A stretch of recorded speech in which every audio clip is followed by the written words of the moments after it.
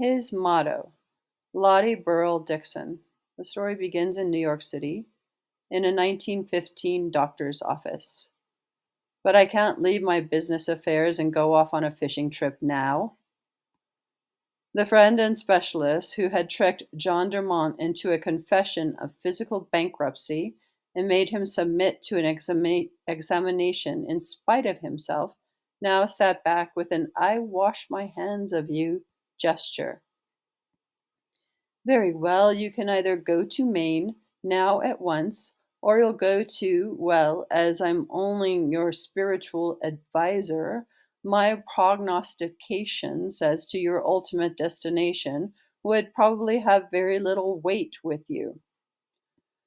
Oh, well, if you are so sure, I suppose I can cut loose now if it comes to a choice like that. The doctor smiled his satisfaction. So you prefer to bear the ills of New York, than fly to others you know not of, eh?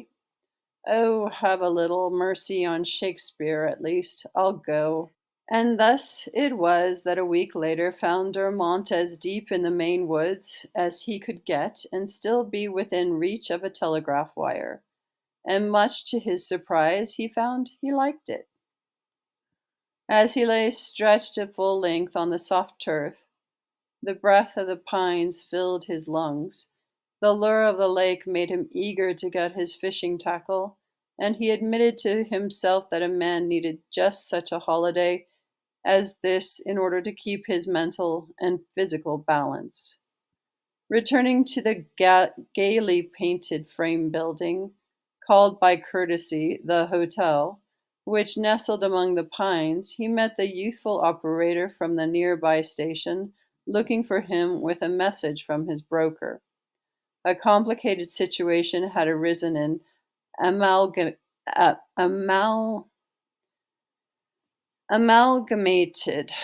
Returning to the gaily painted frame building, called by courtesy the hotel, which nestled among the pines, he met the youthful operator from the nearby station looking for him with a message from his broker. A complicated situation had arisen in Amalgamated Copper, and an immediate answer was needed. Durmont had heavy investment in copper, though his business was the manufacture of electrical instruments. He walked back to the office with the operator while pondering the answer, then, having written it, handed it to the operator, saying, "Tell them to rush answer." The tall, lank youth, whose every movement was a protest against being hurried, dragged himself over to the telegraph key. S open. What open? Wire. Well, is that the only wire you have? Yep. What in the world am I going to do about this message? Dunno. Maybe it will be close by mime. Bye. Dunno. Maybe it will be close by. By and by. So this is the telegraph operator, and these are the machines they're operating. Telegraph operator. Dunno. Maybe it will close by and by. And the young lightning slinger pulled towards him a lurid tale of the Wild West and proceeded to enjoy himself. And meanwhile, what do you suppose is going to happen to me? Thundered Durmont. Haven't you ambition enough to look around your wire and see if you can find the trouble? Lineman paid to look up trouble. I'm not, was the surly answer. And these are linemen. This is a telegraph operator. Durmont was furious, but what he was about to say was cut off by a quiet voice at his elbow.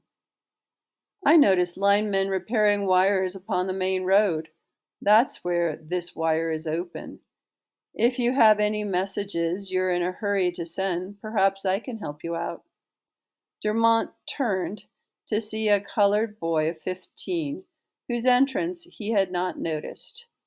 What can you do about it? He asked contemptuously. Take it into town in an ox team? I can send it by wireless, if that is sufficiently quick. Durmont turned to the operator at the table. Is there a wireless near here? He owns one. You'll have to do business with him on that, said the youth, with a grin at Durmont's unconcealed prejudice. It would be hard to estimate the exact amount of respect mingled with surprise with which the city man now looked at the boy whose information he had evidently doubted till confirmed by the white boy. Suppose you've got some kind of tongue-full contraption that will take half a day to get a message into the next village. Here I stand to lose several thousands because of this blame company runs only one wire down to this camp. Where's the apparatus of yours? Might as well look at it while I'm waiting for this one wire office to get into commission again. It's right up on the top of the hill, answered the colored boy. Here, George, I brought down this wireless book if you want to look it over. It's better worth reading than that stuff you have there. And tossing a book on the table, he went out, followed by Durmont. A couple of minutes' walk brought them in sight of the 60-foot aerial erected on the top of a small shack. Not much to look at, but I made it all myself. How did you happen to construct this? And Durmont really tried to keep the emphasis off the you. Well, I'm interested in all kinds of electrical experiments and have kept up reading and studying ever since I left school. Then, when I came out here on my uncle's farm, he let me rig up this wireless and I can talk to a chum of mine down in the city. And when I saw the wire at the station gone up, I thought I might possibly get your message to New York through him.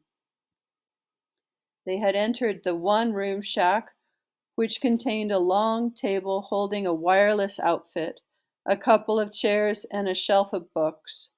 On the walls were tacked pictures of aviators and drawings of aeroplanes.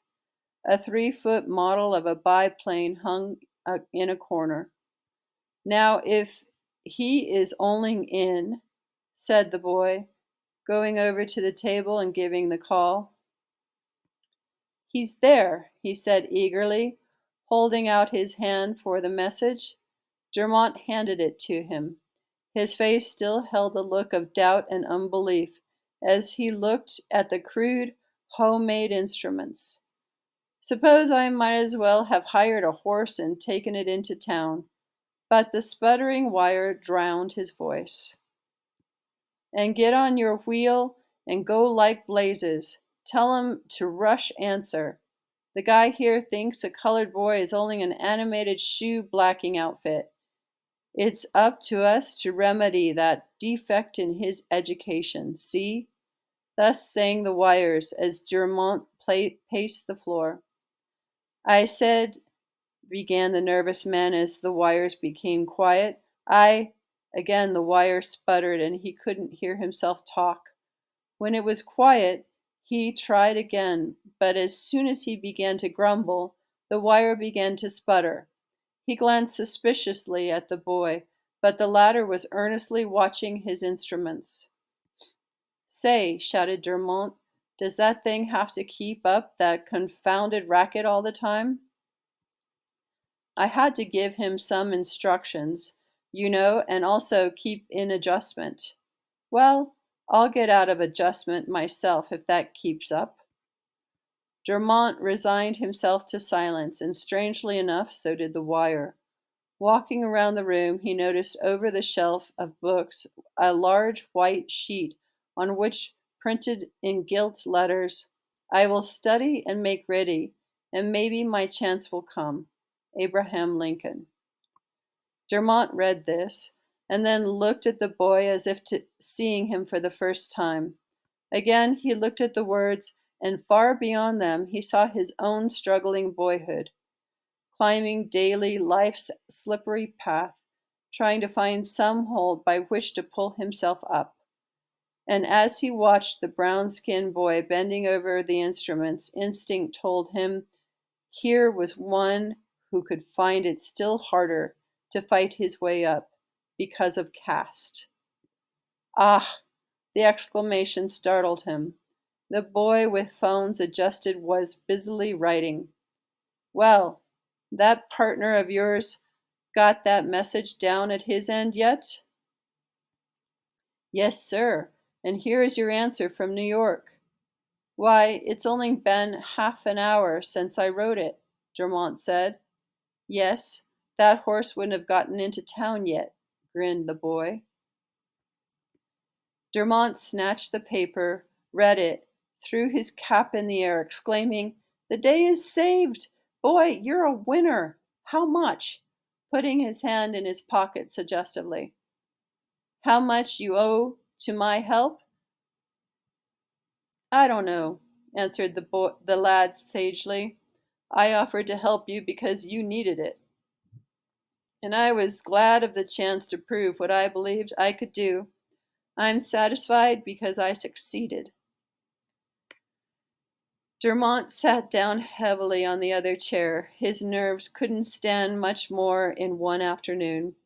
To find himself threatened with a large financial loss, to have this averted by the help of the scientific knowledge of a colored boy, and that boy rating the fact of his success higher than any pecuniary compensation, he had to pull himself together a bit. His eyes fell on the motto on the wall. He read it thoughtfully, considered how hard the boy had worked because of that, his hopes of the future based on that, saw the human element in him as it had not appealed to him before, and then, turning something over in his mind, muttered to himself, It's nobody's business if I do. He got up and, walking over to the boy, said, What's your name? Robert Hilton. Well, Robert, that motto you got up there is a pretty good one to tie to. You certainly have studied. You've made yourself ready as far as your resources will permit, and I'll be hanged if I don't stand for the chance. In the manufacturing of electrical instruments, you could have great opportunity for inventive talent, and in my concern, you shall have your chance and go as far as your efficiency will carry you. What do you say? Would you care for it? I'd care for it more than any other thing on earth, and I'm grateful for the chance. The chance wouldn't be standing here now if you had not had the inclination and determination to live up to those words on the wall.